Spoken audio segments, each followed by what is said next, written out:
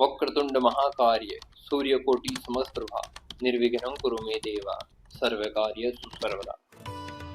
नमस्कार दोस्तों, मैं आपका सनातनी हर्ष संपूर्ण भारत यात्री आज आपको दिखाने वाले हैं दुनिया का पहला शिवलिंग। कहते हैं दुनिया का सबसे पहला शिवलिंग यही है और इस शिवलिंग की पूजा करने से मृत्यु भी टल जाती है। स्वागत है आप सभी का मिस्टर भाई भाई व्लॉग्स चैनल। भारतीय संस्कृति को जानना और उसका प्रचार करना मेरा कार्य है। मैं पिछले 2 सालों से इस यात्रा में लगा हूँ और मैं हमेशा खोज में रहता हूँ कि आपको अपने सनातन की, अपनी भारतीय संस्कृति की क्या नॉलेज दे सकता हूँ। स्वागत है आप सभी का देवभूमि उत्तराखंड में, एक ऐसी जगह जिसको जागेश्वर धाम कहते हैं। दोस्तों, नाम से ही पता लग जाता है कि एक जागरूक जगह।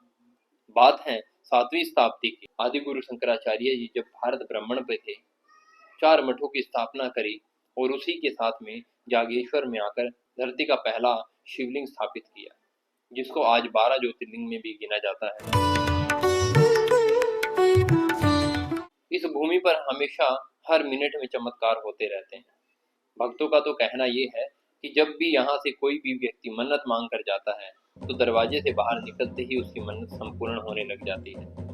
भक्तों का अटूट विश्वास इस जगह को और मजबूत बना देता है। यहाँ 2 शिवलिंग हैं, एक जवान शिवलिंग, एक बूढ़ा शिवलिंग। एक नीचे है और एक जंगल के रास्ते होते हुए 10 किलोमीटर जागेश्वर महादेव पे आए हैं और मेरे साथ में ओम सिंह ठाकुर हैं, जोधपुर से हैं और हमें जागेश्वर में ब्रह्मकुंड में नहाते हुए मिल गए थे। ये देखिए, रास्ता तो है ही नहीं है यहाँ पे, हम सिर्फ पहाड़ी चढ़ते जा रहे हैं। और रास्ते का पता है आपको? नहीं, मना कर रहा है। ये है उत्तराखंड का लोकल डांस। आज ये डांस सीएम साहब के आने की खुशी में किया जा रहा है। संस्कृति के मंच में आज सावन का शुभारंभ भी होगा और सीएम साहब का आगमन भी होगा और सीएम साहब से मिलने के लिए मैंने भी एप्लीकेशन दी रखी है। फिर एक बहुत बड़ी भीड़ आई और उस भीड़ के अंदर मुझे सीएम साहब नहीं दिखे, क्योंकि सीएम साहब का आना कैंसिल हो गया। मौसम की कुछ खराबी के कारण उनका हेलीकॉप्टर उड़ नहीं पाया, जिसके कारण वो नहीं आ पाए। मेरे मन में बड़ी नाराजगी हुई और मैंने सारे प्रोग्राम को छोड़ के अपने आश्रम चला गया। लेकिन वैसे ये प्रोग्राम बहुत सुंदर था, बहुत अच्छा था। जब हम जागेश्वर मंदिर से वृद्ध जागेश्वर ऊपर गए तब हमने जो नज़ारा देखा शायद जीवन में कभी नहीं दिख सकता, क्योंकि मैं अभी सीताराम बाबा जी के मंदिर के ऊपर खड़ा हूँ और यहाँ से हिमालय का नज़ारा दिखाई दे रहा है। दोस्तों, सीताराम बाबा पीछे वीडियो भी डाली थी जो कि 126 वर्ष के थे, जो कि बहुत ही ज़्यादा सिद्धिवान थे।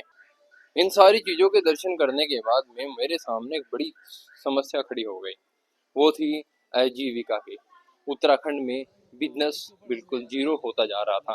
कारण सिर्फ एक ही था, उत्तराखंड का आदमी अपना उत्तराखंड छोड़कर दूसरे राज्यों में काम करने जाता था, जिसके कारण यहाँ काम करने वाले नौजवान बचे ही नहीं थे। फिर सरकार ने एक राष्ट्रीय ग्रामीण आजीविका मिशन चलाया, जिसके तहत लोग अपनी संस्कृति की चीज़ों को आम चीज़ों पर उतारने लगे और जिनकी पॉपुलैरिटी बढ़ने लगी और जो कि घर में जाते ही घर की रौनक बढ़ा देते हैं। विदेशी लोग जब यहाँ आते हैं तो इनको भर भर कर खरीद कर लेकर जाते हैं। अगर आपके मन में कोई उत्तराखंड के लिए प्लान है ताकि इनकी आजीविका चलती रहे तो आप इस वीडियो में कमेंट करके बता सकते हैं। और यहीं पर मूर्तियों का संग्रहालय है, जहाँ 7वीं से लेकर 10वीं शताब्दी की मूर्तियाँ पुरानी रखी हैं, जो कि अलग अलग कला को दर्शाती हैं। और ये सामने देखेंगे लाल बाबा का आश्रम, जिस आश्रम में मैं रुका हुआ हूँ, इसी के पीछे एक शीतला माता की गुफा है। उसी गुफा के अंदर लोग दर्शन करने के लिए जाते हैं। ये है लाल बाबा, जिन्होंने जागेश्वर से लेके और नेमिसरायण तक भारत की संतों में सबसे बड़ी यात्रा करी। वैसे तो बागेश्वर बाबा ने भी बहुत बड़ी यात्रा करी, लेकिन उनकी किलोमीटर कम था, आदमी ज्यादा थे। इनका किलोमीटर ज्यादा था लेकिन आदमी शायद लिमिट में थे। लेकिन अभी एक बहुत बड़ी यात्रा शुरू करने वाले हैं, जागेश्वर से लेके लाल चौक जम्मू कश्मीर तक। और आज से एक दिन पहले ही इनको महामंडलेश्वर बनाया गया है। मैंने जिंदगी में पहली बार देखा है कि महामंडलेश्वर कैसे बनते हैं। दोस्तों, महामंडलेश्वर एक बहुत बड़ी उपाधि है जो कि उनको चित्रगुप्त अखाड़े से मिली है। चित्रगुप्त अखाड़े में इंसान गृहस्थ में रहकर भी संन्यास में रह सकता है, महामंडलेश्वर भी बन सकता है। आज मैंने अपने हाथों से इस अभिषेक को करवाया है और अपनी आंखों से इस अभिषेक के पावन अवसर को देखा है। फिर से हम बात कर लेते हैं जागेश्वर मंदिर की। जागेश्वर मंदिर अपने आप में एक जागरूक मंदिर है। कहते हैं यहाँ पर जो भी मनोकामना मांगते हैं वो समय से पहले सिद्ध हो जाती है। दोस्तों, आज इस जागेश्वर मंदिर में रुद्र अभिषेक करने का मौका मिला है। कहते हैं यहाँ पर रुद्र अभिषेक करने से जो भी आपकी मनोकामना है वो संपूर्ण होती है और यहाँ जितने भी भक्त आते हैं वो यहाँ आकर रुद्र अभिषेक जरूर करते हैं। रुद्र अभिषेक अपने आप में एक शक्तिशाली क्रिया है जिसको हर इंसान को करना चाहिए और मनवांछित फल पाना चाहिए। इन 125 मंदिरों के समूह में, जिसमें जागेश्वर ज्योतिर्लिंग मंदिर, महामृत्युंजय मंदिर, माँ देवी का मंदिर, केदारनाथ मंदिर, नीलकंठ मंदिर, सूर्य मंदिर, हनुमान मंदिर, शनि मंदिर, काल भैरव मंदिर और भी अनेकों मंदिर हैं जो कि यहाँ के बड़े प्रसिद्ध मंदिर हैं।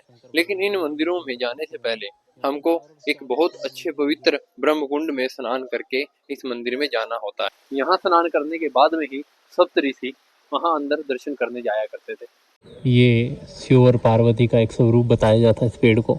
ये दोनों पेड़ एक ही जड़ में से निकल के ऊपर 2 पेड़ बन चुके हैं। लोग यहाँ पर दूर दूर से आते हैं और यहाँ आकर ओम नमः शिवाय और महामृत्युंजय मंत्र का जाप करते हैं।